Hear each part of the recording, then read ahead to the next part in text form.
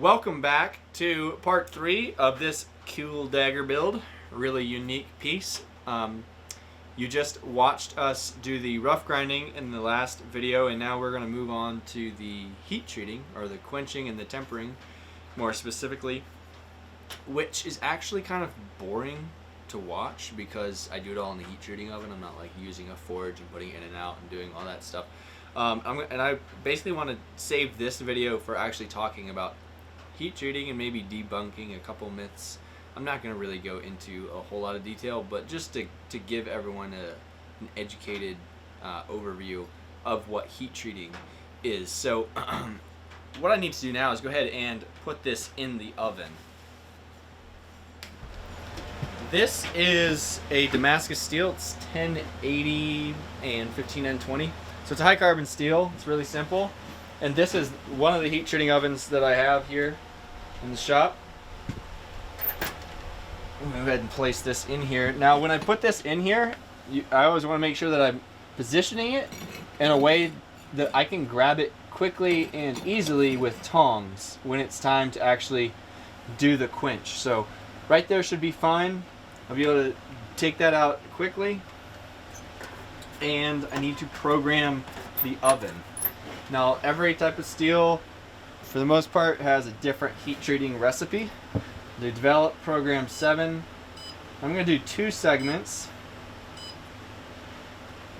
Rate that the oven heats up, 9999. That's just the fastest. So we're going to ramp the temperature up in the oven as fast as possible for some types of steels, like really exotic stuff that I don't use. You might want to raise the temperature of the oven more slowly. For this type of stuff, we'll just raise it, get as hot as it'll go, or as fast as it'll go. And now we need to choose the quenching temperature. So 1095 quenching temperature is around 1475 Fahrenheit. That's like the standard industry temperature for it. You can go anywhere from like 1450 to 1500, or give or take, for these types of steels. So I'm going to choose, we'll do 14. How about 1480 will be a good temperature for us. And now it's asking for the hold time, which is the amount of time that the oven will stay at that 1480 degree Fahrenheit temperature. Once it reaches it, it'll stay at that temperature for however long you want it to. And that temperature helps out with the quenching, which I'll talk about in a minute. So I'm going to go with I typically always go with at least 20 minutes. It doesn't really hurt the steel to go longer, but it can hurt the steel to not go enough. So I'll do 22 minutes on this. And now it's asking for segment 2, fast as possible, 1480. Hold time 10 minutes. And the reason I do that second segment is to add an extra hold time. So instead of me coming in here and setting that at 30 minutes instead of 20 minutes, I do 2 segments. So when I know that when it reaches the first segment, it'll tell me so, and I know that 20 minutes is up and it's ready to be quenched. This second segment for 10 minutes is just like a extra buffer for, say I'm out of the shop for 2 minutes and I don't come back, or it's just an extra amount of time that the knife can be in there if I come in late or something like that. For the alarm, this is just going to notify me when the steel gets close to temperature. I can set it whatever I want. I'll do 1400 for the alarm. And now it's ready to go. While that knife is in the oven, I figure we could talk about some heat treating stuffs and go over a somewhat brief overview of heat treating. So a lot of times people get the terms heat treating, quenching, and tempering confused. A lot of times what I hear is the term tempering being used to mean heat treating. Tempering is not heat treating. Tempering is just part of heat treating, of a 4+ step process. So heat treating typically involves normalizing, annealing, hardening, and tempering. The tempering is the last thing that happens. It's not even necessarily the most important thing. It's actually definitely not the most important thing. So, and there's also different types of stress relieving operations that can go on too, but for most knives and tools that we're making, it's just you're never going to be doing it.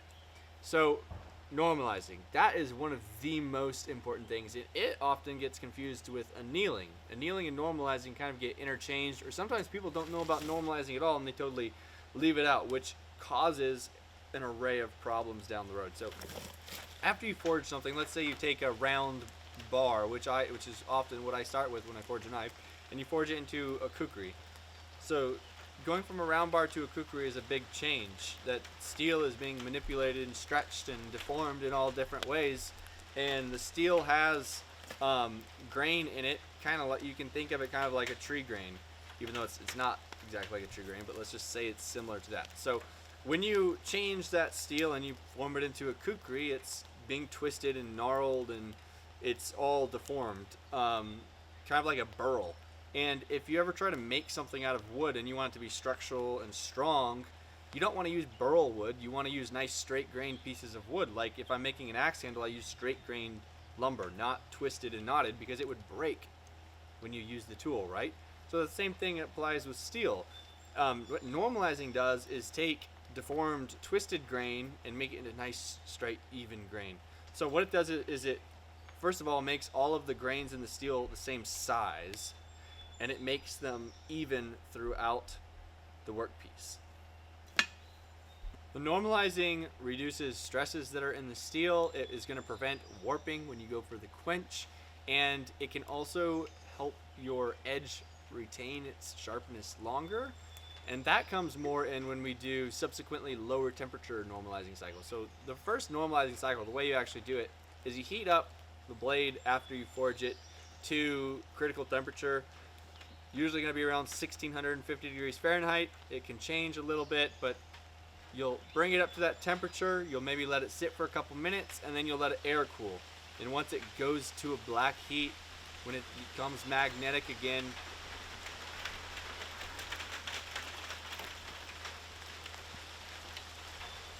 getting rained on.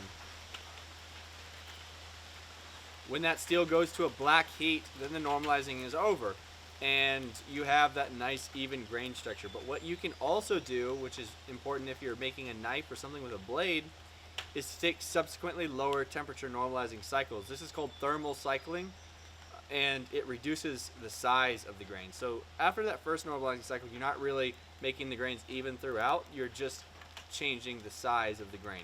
So if I have a knife like this, I'm going to normalize at 1650, and then I'm going to do 1550, and then I'm going to do 1450. I'll do those 3 cycles, and it's just bringing it up to temperature, letting it air cool. And each cycle, I'm making the grains of the steel smaller and smaller and smaller, which makes it stronger, and it helps it hold an edge longer. So after normalizing, you need to harden the knife. And you may be thinking, did you skip over annealing? And yes, I did skip over annealing, because I don't anneal anything, like ever, because there's no point for me to anneal things. Annealing is making the steel very, very soft, and it also reduces some stresses along with that. But it's a process, a heat treating process that's used when you are making things out of steel that need to have a lot of machining done to them, or hand filing, or something where you need the steel to be soft. Now, in knife making and axe making in 2018, we have power tools, we have good abrasives, we have carbide drill bits. We don't need to anneal steel. To me, it's a wasted step. And a lot of other knife makers, the majority of all other knife makers who do this professionally, don't anneal. It's just not necessary. So I'm going to skip over that. So after the blade has been normalized and we've skipped over the annealing, we're ready to go into the hardening. And the hardening process is the one where you see the guy taking it out of the forge or the heat treating oven and quenching it in oil or water or whatever the person is quenching it in. And this is a very critical step, but I would not say that it's any less important than normalizing. So you need to bring the steel up to critical temperature, and the critical temperature is just the temperature at which the steel needs to be before you quench it, and it makes it into hardened steel. And that temperature changes from alloy to alloy. When I say alloy, I mean different types of steel. An alloy is just iron, carbon, and then other elements. Like 1095 is iron, carbon, and manganese. It's a super simple alloy. So bring the steel up to the critical temperature and then cool it down really fast.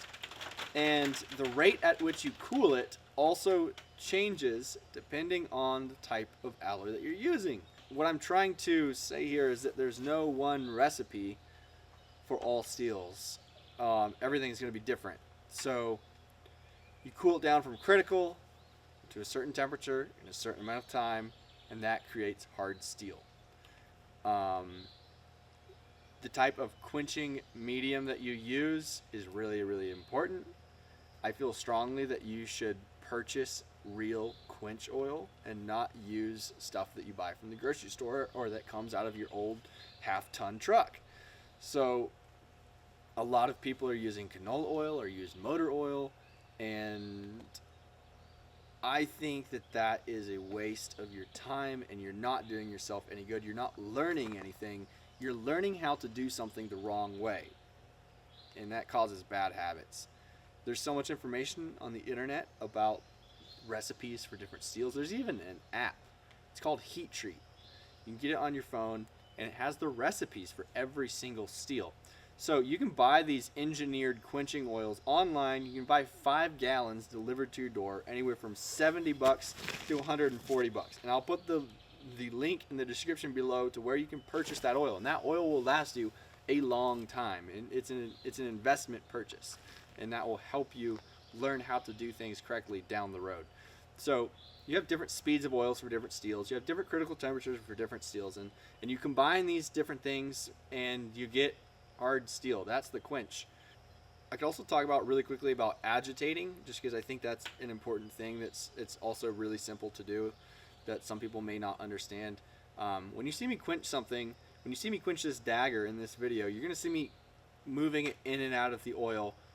Or not in and out of the oil, but up and down, submerged in the oil. I'm never taking it out of the oil until it's done quenching. And the reason I'm moving it in that oil is to break the vapor barrier that forms around the material when hot steel contacts oil.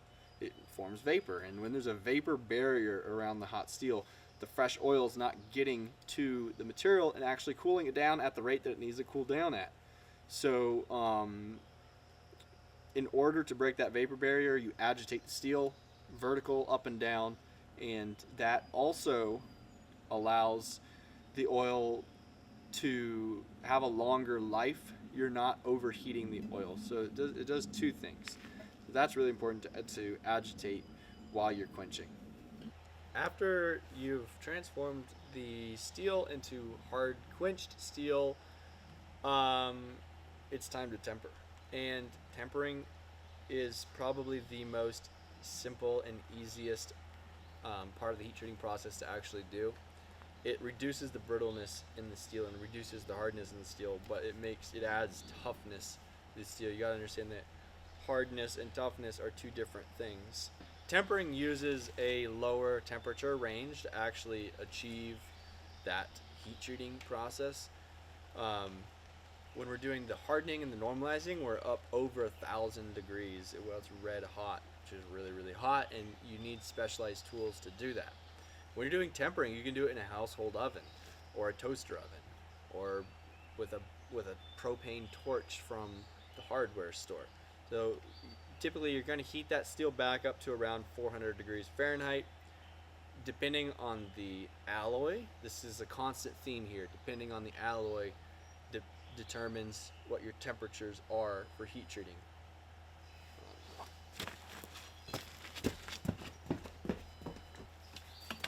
Okay. Depending on the temperatures, the alloy, common theme, alloy. Depending on the alloy, temperature. So to temper something, after it's hardened, you put it in an oven and heat up to around 400 degrees. and let that sit at 400 degrees for 2 hours. And then after 2 hours is elapsed, take it out of the oven, let it air cool till you can touch it again, and put it back in the oven at the same temperature for another 2 hours. And what this does is temper the hardened steel structure that we got from the quench. And a higher temperature in the tempering oven will reduce the hardness more. The reason that you leave it in there for 2 hours is to, well, the hardness reduces more and more over time, and there's been studies that have been done in metallurgical labs that you can look up online. There's guys that have dedicated their entire life to heat treating to make it easy on us. It showed that after you reach that 2 hour mark, the reduction in hardness kind of flatlines. So it'd be like 30 minutes, 1 hour, hour and a half, 2 hours, and it just kind of levels off. So there's no point in really tempering longer than 2 hours at a time. So without making this too complicated and talking about things that I didn't cover earlier in hardening, the reason that we go for a second tempering cycle at 2 hours is to just get any leftovers that were missed with that first tempering cycle. And it's okay that I'm not talking about what those leftovers mean. You don't need to know that. There's a lot that I don't know about metallurgy. Because like I said just a minute ago, a lot of people have dedicated their entire life to figuring it out, so we don't have to. All we have to know is enough to make a really good knife. So just know that 2 tempering cycles is going to be beneficial for your knife. We plan to do another heat treating video later on that can talk about more in depth about what that is actually doing with the second tempering cycle. That dagger is beeping in the oven, which means it's about to come out. So let's go ahead and do a quick recap on the heat treating processes that we just went over. Normalizing, number 1, you always do that after forging. Don't do anything else. Forge it, you normalize it first. Let's bring it up to critical temperature and letting it air cool. You can do that at lower temperatures afterwards to also refine the grains if you need to. Makes them smaller, makes the steel stronger if it's going to have a fine edge. So step number 2, optional annealing. We really didn't get into that. You can look up recipes for annealing online or in that app that I mentioned to make the steel softer. Step number 3, hardening. That is bringing the steel up to critical temperature and then cooling it down really fast. That time and temperature and everything, the oil speed depends on the alloy of steel. 4th step, tempering. That is reducing the hardness that we got from the quench, and that is at a much lower temperature, usually around 400 degrees Fahrenheit. You're going to do that for 2 hours, and you're going to do 2 2-hour cycles. So let's go ahead and do this.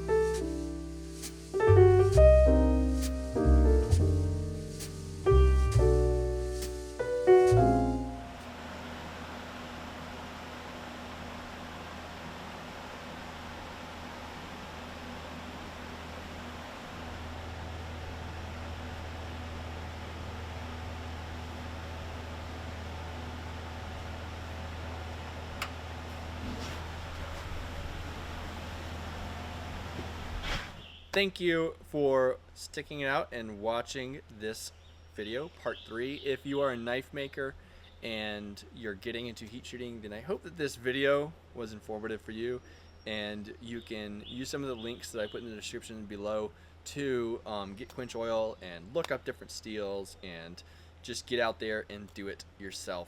I also wanted to do a quick reminder, there's a little bit over a week left to get these limited edition shirts. These go to directly support the channel so that we can keep doing videos. We can't keep doing videos if we don't get any support and help from you all. So again, I appreciate you watching the video. Be sure to share this with your friends if you enjoyed it and found it informational, and I will see you in the next one.